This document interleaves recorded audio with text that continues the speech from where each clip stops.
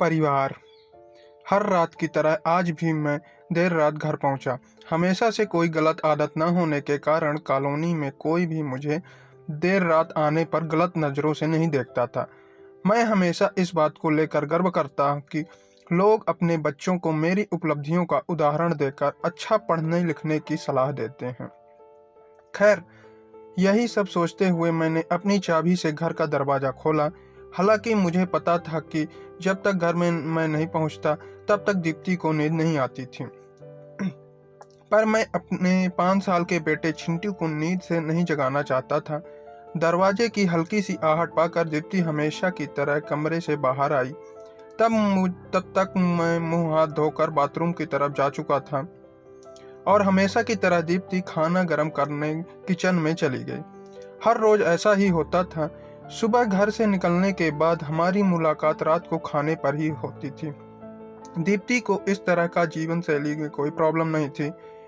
एक high class society में अपनी साख बनाए रखने के लिए हर किसी को इस हद तक की मेहनत करनी ही पड़ती है। चिंटू सो गया।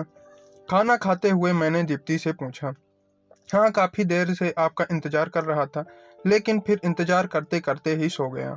दीप्ति ने शिकायत भरे लहजे में कहा, लेकिन हर बार की तरह मैंने मुस्कुराकर बात को टाल दिया। अगली सुबह रात को देर से सोने के कारण हर रोज मैं सुबह देर से ही उठता था, लेकिन जब तक मैं उठता तब तक चिंटू स्कूल चला जाता था।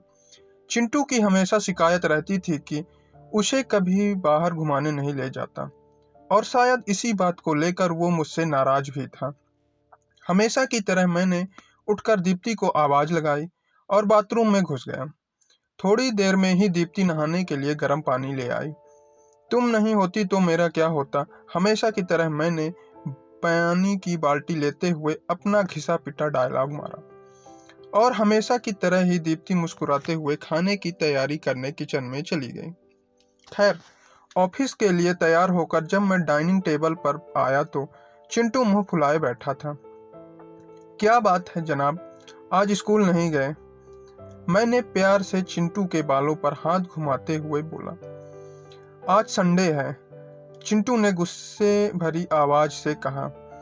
काम की भाग दौड़ में मैं यह भी भूल गया था कि आज संडे है और आज का दिन मैं चिंटू के साथ मूवी जाने का प्रॉमिस किया था, लेकिन आज मुझे क्लाइंट मीटिंग के लिए ऑफिस जाना था। मुझे ऑफिस जाता देख चिंटू को अपना मूवी प्लान खतरे में दिखाई दे रहा था और शायद इसी वजह से वो मुझसे गुस्से से बात कर रहा था। पापा, आप 1 घंटे के कितने पैसे कमा लेते हो? अचानक चिंटू ने पूछा। चिंटू ने पहले कभी इस रवैये से मुझे बात नहीं की थी, शायद गुस्से में ऐसा कह दिया। लगभग 1000, मैंने कहा। क्या मुझे 500 रुपए उधार दे सकते हो? चिंटू ने कहा। लेकिन तुम्हें पैसा क्यों चाहिए? मैंने थोड़ा गंभीर होते हुए पूछा। मुझे चाहिए, चिंटू ने बनावटी मुंह बनाते हुए कहा। खैर, मैंने चिंटू को 500 रुपए दे दिए। चिंटू उठा और अंदर से अपनी गुल्लक ले आया। चिंटू ने अपनी गुल्लक में से 500 रुपए निकालकर 1000 रुपए मेरे हाथ में रखते हुए कहा, क्या आप कल मुझे आपका 1 घंटा दे सकते हैं? मुझे आपके साथ बैठकर खाना खाना है। बहुत बिगाड़ रखा है तुम्हारी मम्मी ने तुम्हें। चिंटू की इस हरकत पर मैंने गुस्से से चिंटू को एक थप्पड़ लगाते हुए कहा। आज ऑफिस जाते हुए मेरे मन में बस वही सोच रहा था कि इस भागदौड़ भरी जिंदगी में क्या सब कुछ खरीदा जा सकता है। हालांकि मैं भी चिंटू को यही सिखा रहा था।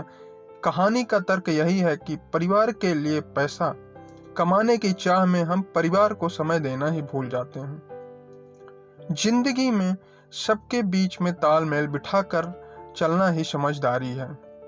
गाइस, अगर आपको वीडियो अच्छा लगा हो तो लाइक और चैनल को सब्सक्राइब कर दें। धन्यवाद।